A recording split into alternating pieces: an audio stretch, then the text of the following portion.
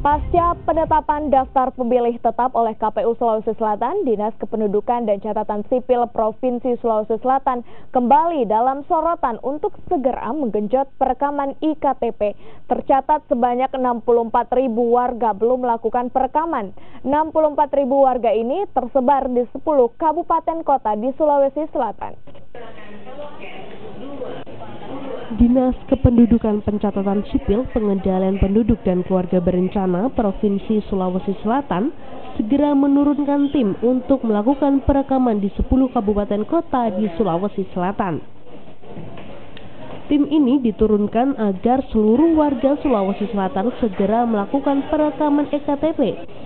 Ini dilakukan pasca penetapan daftar pemilih tetap oleh KPU yang menganulir 64.000 data warga Sulawesi Selatan di 10 kabupaten kota yang mereka belum terekam dalam EKTP.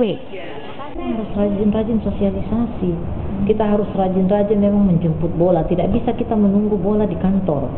Kalau kita menunggu bola di kantor pelayanan yang seperti ini, ini saja teman-teman kabupaten kota sudah melakukan jemput bola ke titik-titik kumpul, ke desa-desa yang terpencil dan lain sebagainya itu. Tetapi juga kadang-kadang animo masyarakat yang masih agak kurang.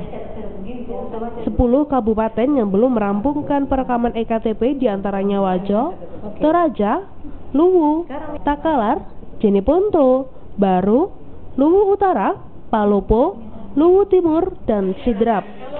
Disduk Capil juga terus berkoordinasi dengan Dinas Pendidikan Sulawesi Selatan untuk melakukan perekaman bagi siswa yang berusia 17 tahun pada hari pencoblosan agar mereka tercatat sebagai pemilih tetap di pemilihan presiden dan pemilihan legislatif mendatang.